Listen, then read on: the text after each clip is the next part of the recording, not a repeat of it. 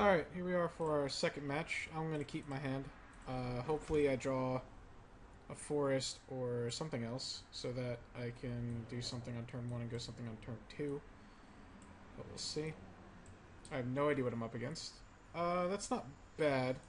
But I'm still just going to go Boggle just in case I draw Rancor. Because the fact of the matter is, I can just put Blossoming Sands into play tapped and I can still go Glade Cover Scout.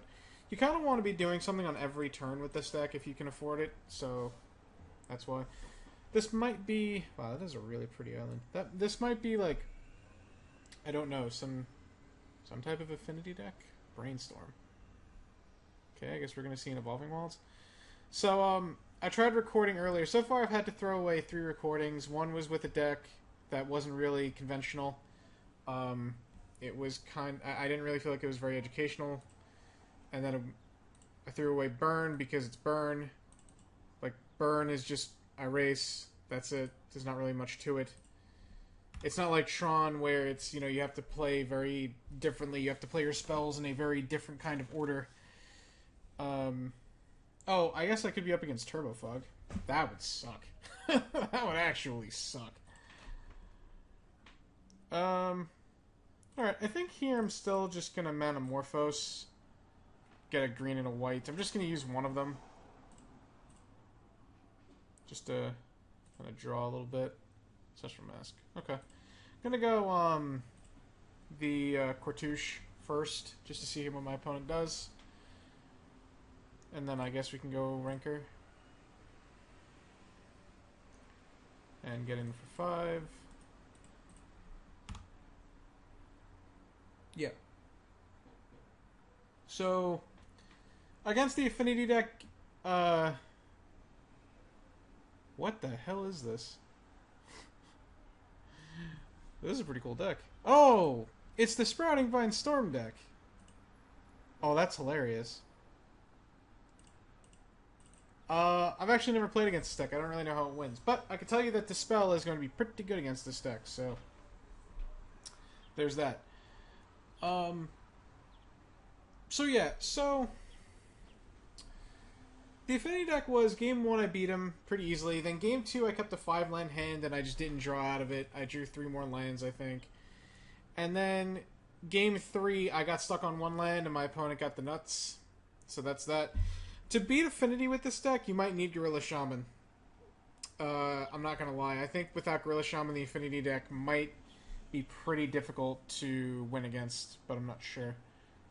So my opponent played a land already, Preordained, and then Brainstormed? What did they do with their Preordained earlier? They bottomed. Okay. This is interesting. No land. Alright, let's see if I can get a land. I'm gonna add a green and a white, I guess. No, I like green. We didn't. Alright, I'm gonna play 2 more creatures, because that's the way that I'm gonna add more power to the board. 4, 5, 6, 7, 8. So currently my opponent is actually dead on board, depending on what happens here. But it seems that they have everything under the sun. I mean, all those lands went into their hand, but they were able to, like, brainstorm them and stuff. So, not exactly sure how this is going to work. I'll be back when I find out. Okay, so we got their game 1. I forgot what the card was, but the card that they played was from Saviors. That says, gain a red for each card in your hand. So against this deck, Armadillo Cloak is probably good because of the life gain, but I'm still going to chop some of them up. And then I could probably chop down on a couple of creatures, because I'm going to bring in the Dispels, I'm going to bring in the Flaring Pains, just in case they have, like, Moment's Peace. And I think that's pretty much where I want to be. I guess I could cut a Cartouche and keep a creature in, but that doesn't really seem like I want to. I'm actually going to bring in the Young Wolves, and the reason why is they just cost 1 mana. That's really the reason why. I think that they're just better than Silhana Ledgewalker in this matchup, strictly. So yeah, the Cartouche there, I'm going to keep this in. It showed you its worth because it gave me a 1/1 So it basically, you know, instead of it being an Umbra, it gave me 2 power worth of 1 card, which in the end ended up winning me the game. This hand is pretty good if we can if we can dispose of all of our spells. Having the Ancestral Mass is going to be very helpful, of course. I can again tell you off camera that the cartouche has been pretty good. Pretty happy with it. See what my opponent does with this Ponder. It's nothing. Okay, stop clicking the wrong window. It chose not to shuffle. That's not good for me. Alright, Rancor, however, is good, because now that allows me to attack for 3 on turn 2 and curve out. So that's always good.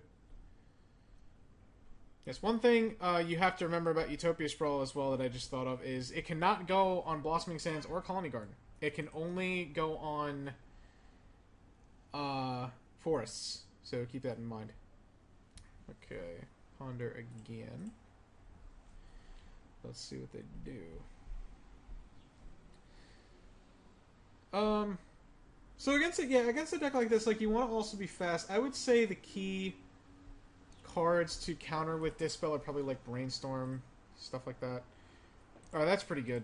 So we get to Rancor here, play the Blossoming Sands, and now next turn I think my best draw would actually be Metamorphose, because I'd be able to go Cartouche and Ethereal Armor. I suppose Abundant Growth is also very good. Well, that's pretty good, but I think here I'm still just going to go Armadillo Cloak, and the reason for that is so that they can't get too much Storm out of their card that gets lands. I don't remember the name of it off the top of my head already. I also, like, thinking about it, I really want to save the Metamorphose because I really need to draw Flaring Pain. So there is also that. So the way that this deck wins, I believe, is through Grape Shotting you out. So, like, if I can somehow draw just a bunch... Oh, Sprouting Vines, there you go. If I can somehow draw just a bunch... If I can somehow gain just, like, a bunch of life, I'll be good. I think I may win next turn if I draw a 4th untapped land.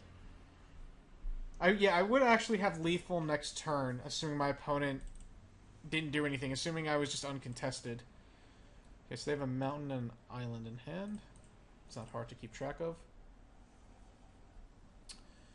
Because then that would be plus 6, 7, 8, 9, 10 on top of this being a 5 already, so. Bottom. So they're looking for something. They still have the mountain in their hand. And they pass the turn. A Cartouche. Okay, well, let's just go Ancestral Mask and see what my opponent does. They choose to do nothing at this moment in time.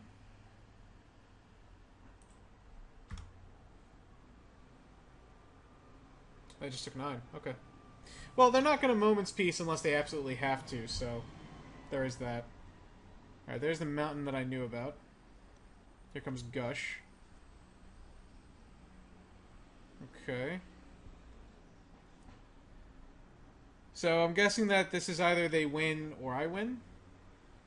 Not exactly sure. But we'll see. Oh, there it is. That's what it's called. Is this an instant? No, it's sorcery. It's called Inner Flame. And they just Inner Flame twice. And it's Hilarion wins. Oh, jeez. Oh, they had a whole lot of nothing. Oh, I could have won the game. That's too bad. I figured, like, well, might as well play around Moment's Peace. But I guess in this regard, I probably shouldn't have. I probably should have just said, well, if you have Moment's Peace, you have Moment's Peace. I should not take very long. So, although, one Grape Shot is not going to do it. They're going to need multiple Grape Shots. Unless, I guess, they just point 2 Grape Shots at my Young Wolf. And then another Tolarian wins. There's a... Oh, I guess they went through Karavic's Torch.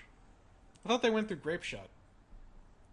I don't know, the only time I've ever actually seen this deck, I think, is when Pyrakers played it on his stream a couple of times, or maybe when Farfus here has played it, I'm not really sure. Alright, well, we won there. So, hold a second. Okay, so, after quite a few attempts, I am finally done recording with this deck. So, in our first match, hold on a second. Okay, so I know that the first match was Coldotha Boros. I just don't exactly remember how it went exactly. But yeah, I'm pretty sure that I didn't really draw Cartouche in that match or anything, but I drew the Metamorphose, which was kind of a quick cantrip. Um, and then, we just kind of beat them. I remember that they were mana screwed in game 3, game 2. I don't think we went 3 games. And then just now, you kind of saw me against an unconventional deck, but you did also see how this deck like really functions with the Cartouche, with the Metamorphose and everything. So, I know it probably wasn't very educational, but you did kind of see how the deck kind of works. Now, this is not a foolproof list. If anything, I'm going to be changing this list quite a bit. I did not draw the Aura Narlet enough, but I can tell you that I kept sideboarding it out. So that's interesting.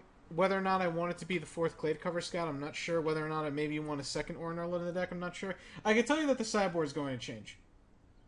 I will be adding Gorilla Shamans. I might be adding some Pyroblasts over the Dispel, I'm not sure. I might add a 3rd Flaring Pain just so that I can draw it a little bit easier. I'm probably going to add a couple, like another Metamorphose. I don't think I'm going to go to 4. But the person that should really be doing a video like this is Michelle Wong.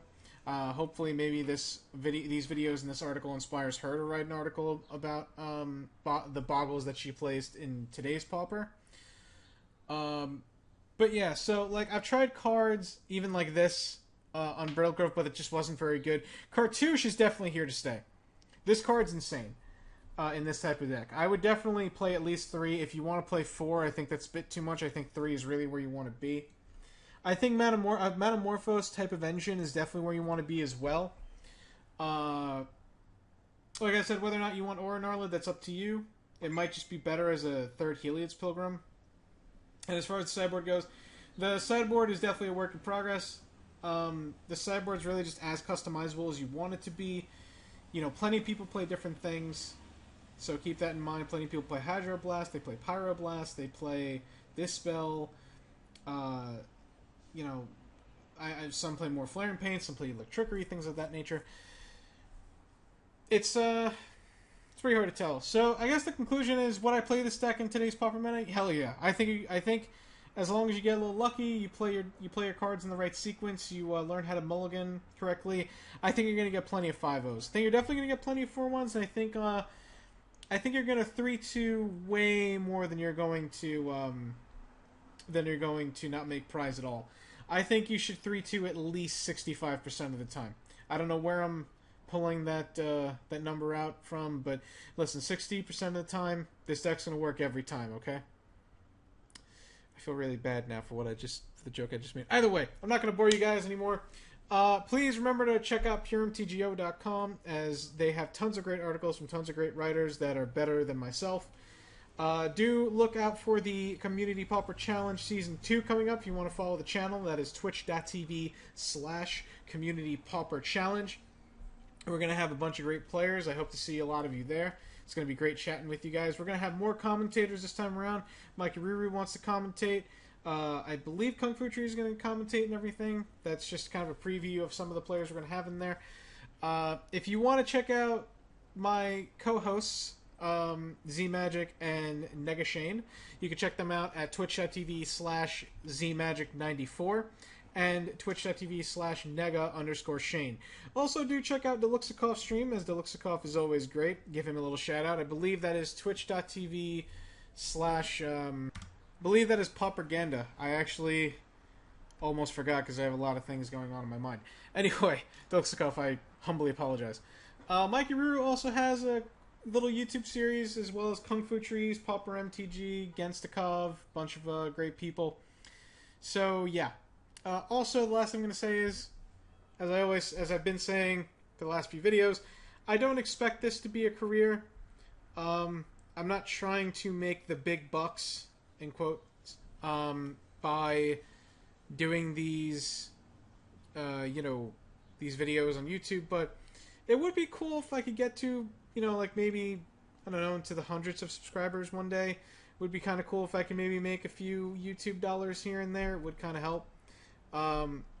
It would also help if maybe I could branch out because I plan on streaming again. So if you guys want to, you guys can subscribe to my YouTube channel. You don't have to. I plan on adding more content in the future. Just kind of, you know, work. I'm starting out small and I'm going to work my way up. So I will be putting up more content in the future. You know, and not just pauper content. Probably more magic content in general. I don't know, maybe other things. But yeah.